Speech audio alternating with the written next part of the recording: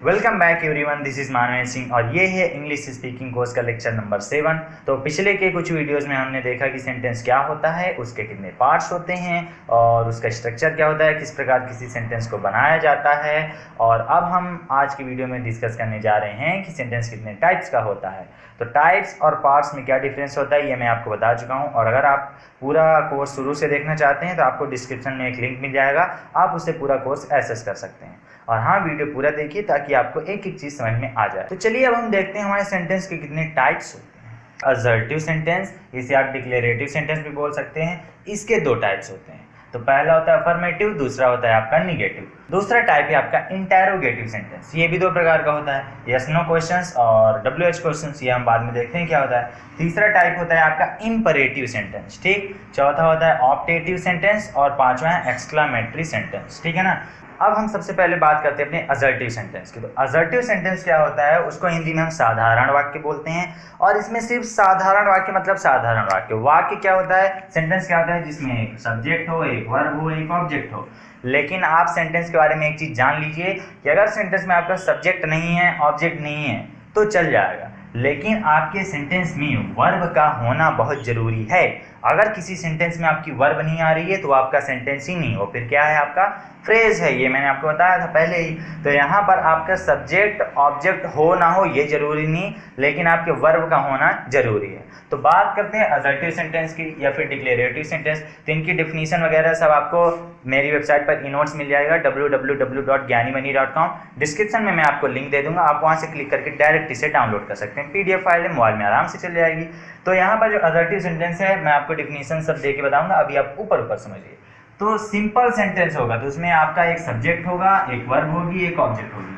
Verb आप किसी भी रूप में हो सकती है, होना, बनना, रहना के रूप में हो सकती है, कुछ काम करने के रूप में हो सकती है, या फिर कुछ पास होने के रूप में हो सकती है। 3 रूप में होती है, वीडियो और है, ये हम डिस्कस कर चुके हैं। तो असर्टिव यानी सिंपल सेंटेंस होगा जिसमें आपका सब्जेक्ट होगा, वर्ब होगी, ऑब्जेक्ट होगा। किसी कार्य का होना या ना होना इसमें पाया जाता है। इसलिए असर्टिव सेंटेंस दो प्रकार का होता है। पहला होता है अफर्मेटिव, दूसरा होता है निगेटिव।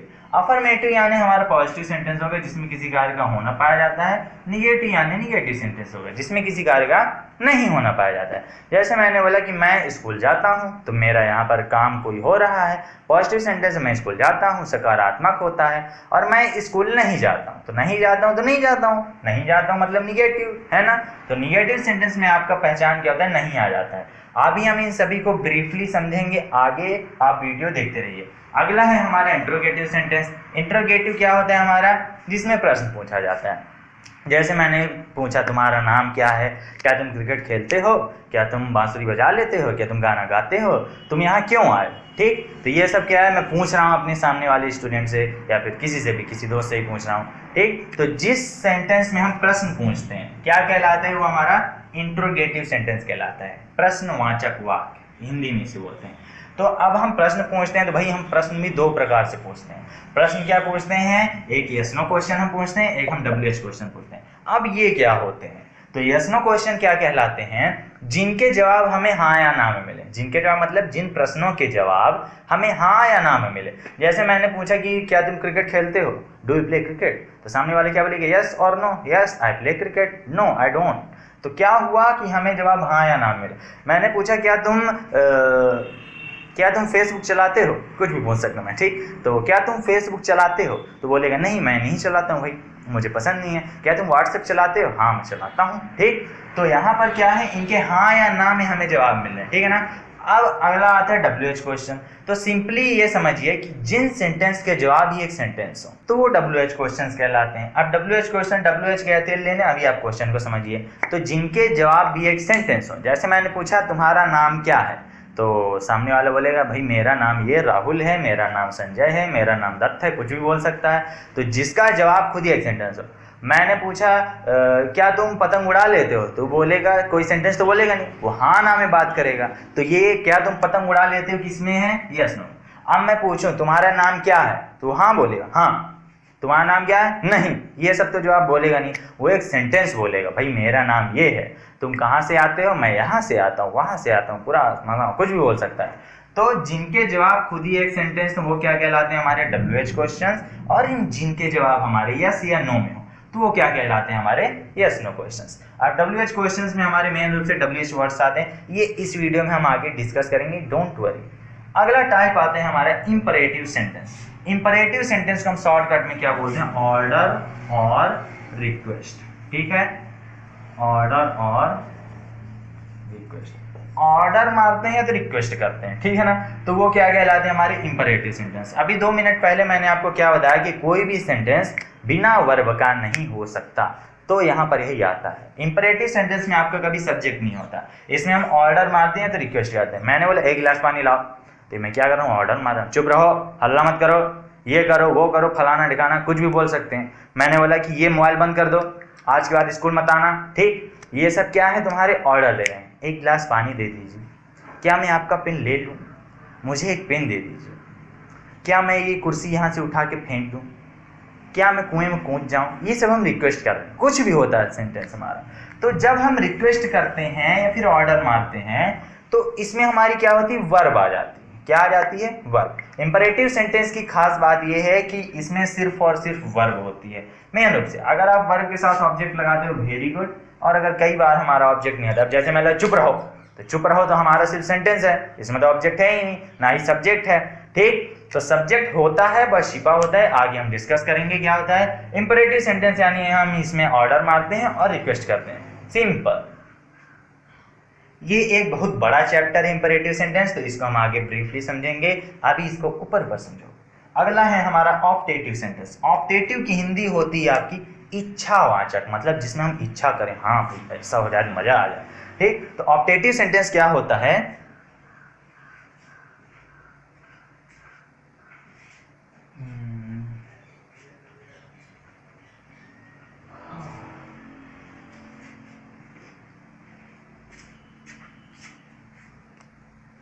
ऑप्टेटिव सेंटेंस में हम करते हैं इच्छा। तो इच्छा कैसे करते हैं, वैसे जैसे मैंने इच्छा की कि मेरी इच्छा है तुम पास हो जाओ, मेरी इच्छा है भैया तुम 100 साल जियो। जैसे जन्मदिन आता है लोगों का तो लोग फिर स्टेटस डाल लगाते हैं, मेरे लाल तुम जियो 100 साल, कुछ भी लगा देते हैं, ठीक है ना। तो यहाँ पर ऑप्टेटिव सेंटेंस क्या है, आपके बस इच्छा का बोध कराएगा। मेरी इच्छा है कि तुम एक कार खरीद लो, BMW खरीद लो, मेरी इच्छा है कि तुम्हारा नाश हो जाए, तुम्हें कीड़े पड़े। आपकी इच्छा कैसी भी हो सकती है, आप अच्छी इच्छा भी कर सकते हो, बुरी इच्छा भी कर सकते हो, इंसान हो कैसी भी इच्छा कर सकते हैं। तो ऑप्टेटिव सेंटेंस यानी जिसमें हम इच्छा की बात करेंगे। तो जनरली ये सेंटेंस हमारे में से शुरू होते हैं, ये सब वीडियो में आगे डिस्कस हो रहा है, आप बस बने रहें वीडियो में। Oh sorry my. तो अगला है हमारा एक्सक्लामेटरी सेंटेंस। एक्सक्लामेटरी सेंटेंस क्या कहलाता है, जिसमें आपका सुख, दुख, दया, क्रोध, आश्चर्य ये सब का बोध हो। कैसे, बहुत खुशी हो गया, आहा मजा आ गया, लोल लोल, तो ये क्या हो गया, इसमें आप बहुत खुश हो गए, ठीक। जैसे मैच जीत गया, मजा आ गया, ये तो ये मजा आ गया ना, तो जब मजा आ गया तो वो आपके एक्सक्लामेटरी सेंटेंस होगा। अब उसमें ना सब्जेक्ट है, ना ऑब्जेक्ट है, ना कुछ वर्ब है, बस ये करने लगे, तो ये क्या हुआ तुम्हारा एक्सक्लामेटरी सेंटेंस। वो भी एक सेंटेंस है, वो खाली डिब्बा नहीं है, उसमें कुछ ना कुछ भरा हुआ है, ठीक है ना।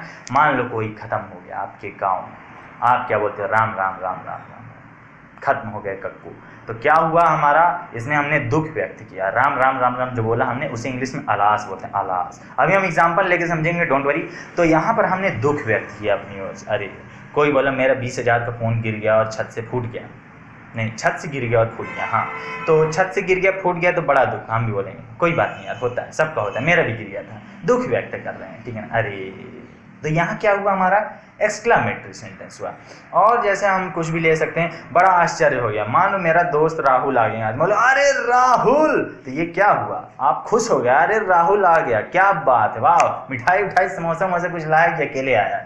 तो ऐसे सेंटेंस क्या कहलाते हैं, आपके एक्सक्लामेटरी सेंटेंस कहलाते हैं। इसके एग्जाम्पल बहुत सारे होते हैं, जब हम इसको अच्छे से पढ़ेंगे तो हम एग्जाम्पल लेंगे। अभी तो बस ऊपर ऊपर समझ रहे थे तो खत्म हो गए। 5 प्रकार के सेंटेंस हमने पढ़े, assertive, interrogative, imperative, optative, exclamatory. उम्मीद करता हूँ आप ऊपर ऊपर सब समझ गए हैं, वो मेरी आदत है पहले ऊपर ऊपर पढ़ाना। तो असर्टिव सेंटेंस की हमारी डेफिनेशन कुछ ऐसी है, a sentence that tells or states something about the subject is called assertive sentence. It always ends with zero and नहीं full stop। तो यहाँ पर इसकी हम हिंदी समझने की कोशिश करते हैं।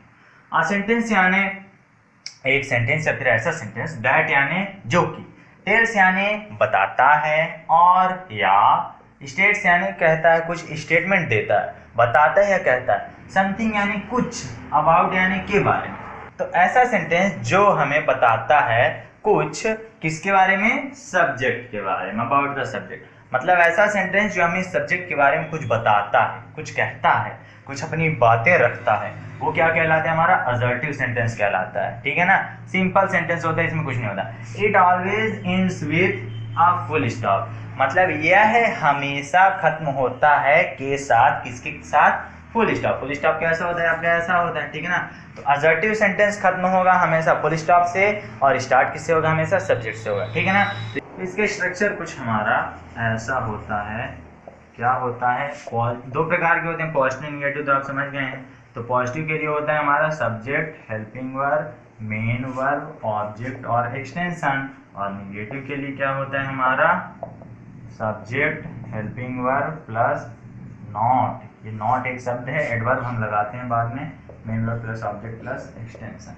तो ये थी पहचान हमारी हिंदी की, नहीं इंग्लिश की। इंग्लिश के अलावा हिंदी में क्या होता है, तो इसमें हम नोट हमेशा लिखते हैं। एक नोट हमारा क्या आता है, आपको वेबसाइट पर ये सब कुछ बहुत ही अच्छे फॉर्मेट में मिल जाएगा, तो वहाँ से डाउनलोड करके पढ़ने में आपको बहुत फ़ायदा है। तो इसमें एक नोट हमारा क्या होता है कि इसकी शुरुआत जो होती है हमेशा सब्जेक्ट से होती है, मतलब स्टार्ट ये किससे होता है, हमेशा सब्जेक्ट से होता है, और खत्म किससे होता है हमारा, हमेशा एक फुल स्टॉप से खत्म होता है। किससे, फुल स्टॉप से। ओके, हमेशा सब्जेक्ट से स्टार्ट होगा और फुल स्टॉप में खत्म होगा।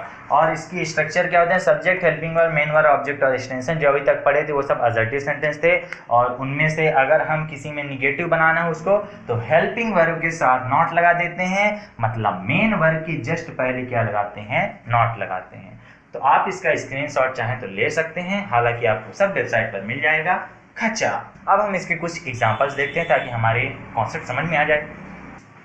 तो ये हैं आपके सामने कुछ एग्जांपल्स, 4 हैं।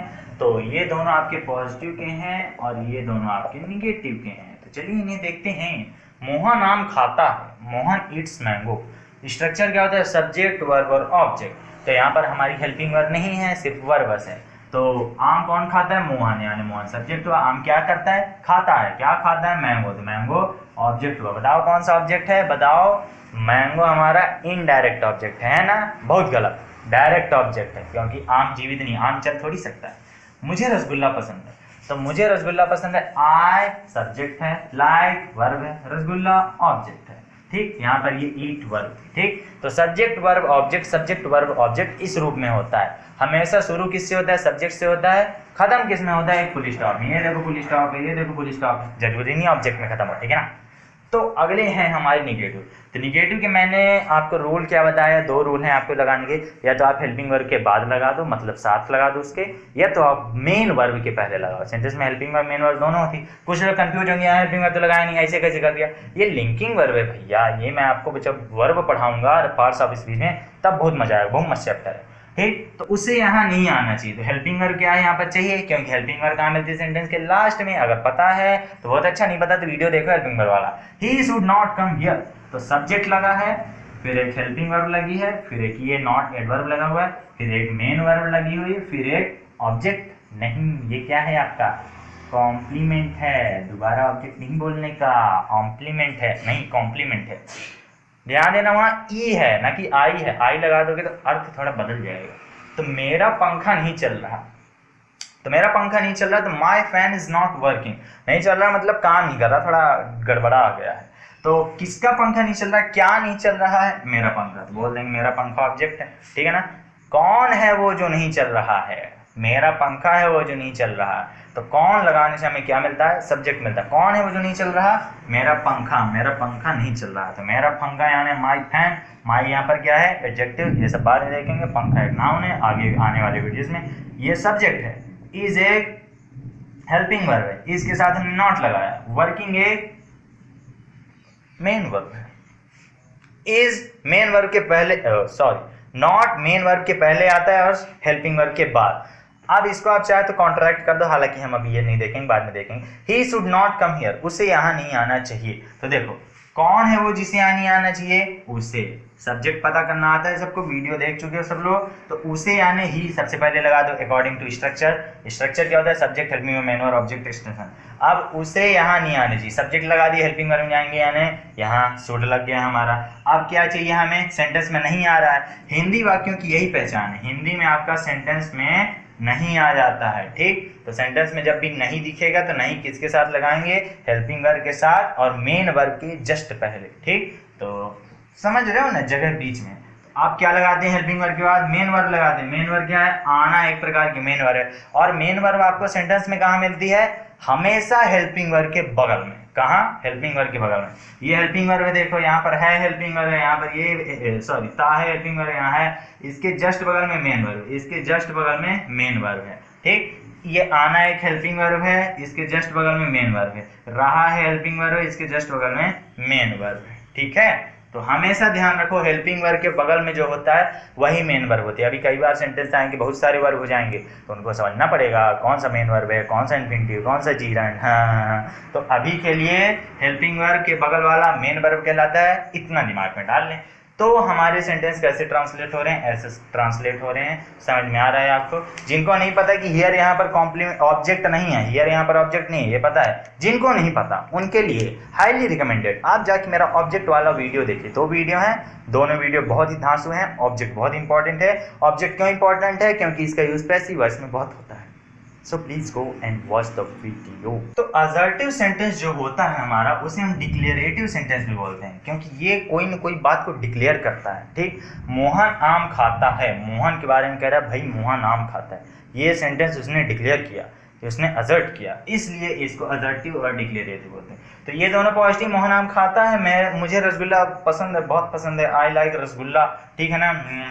तो यहाँ निगेटिव की बात है, उसे आनी चाहिए। तो निगेटिव सेंटेंसों में आपका हमेशा कौन आ जाता है? नहीं आ जाता, नहीं आ जाता। तो नहीं आएगा तो निगेटिव सेंटेंस है। हिंदी में ये पूर्ण विराम में समाप्त होते हैं, इंग्लिश में ये फुल स्टॉप में समाप्त होते हैं। अब समझ गए आप लोग असर्टिव सेंटेंस क्या होता है। अब अगर मैं बोल दूं कि क्या मोहन आम खाता है, तो अब ये असर्टिव सेंटेंस नहीं रहा, इसकी ऐसी तैसी हो गई। तो ये क्या हुआ? अगला है हमारा इंट्रोगेटिव सेंटेंस।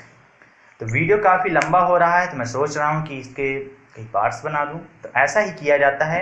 आज की वीडियो में हम बस असर्टिव सेंटेंस की बात किए हैं। अगली वीडियो में हम बात करेंगे अपने इंट्रोगेटिव सेंटेंस के बारे में, उसमें बहुत मज़ा आने वाला है। 2 प्रकार के इंट्रोगेटिव पढ़ोगे, काफ़ी इंटरेस्टिंग है। और उसके बाद तो हमारा फेवरेट आने ही वाला है इंपरेटिव सेंटेंस, उसमें बहुत ही मज़ा आने वाला है। तो आज की वीडियो में बस इतना ही। ये पूरे आपको नोट्स वेबसाइट पर मिल जाएंगे www.gyanimoney.com। हालांकि क्या पता फ्यूचर में मैं डोमेन नेम चेंज कर, पर फिर भी आपको डिस्क्रिप्शन में लिंक मिल जाएगा, आप उस पर डायरेक्ट क्लिक मारिए, आप पहुंच जाएंगे वेबसाइट में, और उसे डाउनलोड करिए और पढ़िए, ऐश करिए। तो आज की वीडियो में बस इतना ही। हम मिलते हैं आपसे अगली वीडियो में, तब तक के लिए बाय बाय।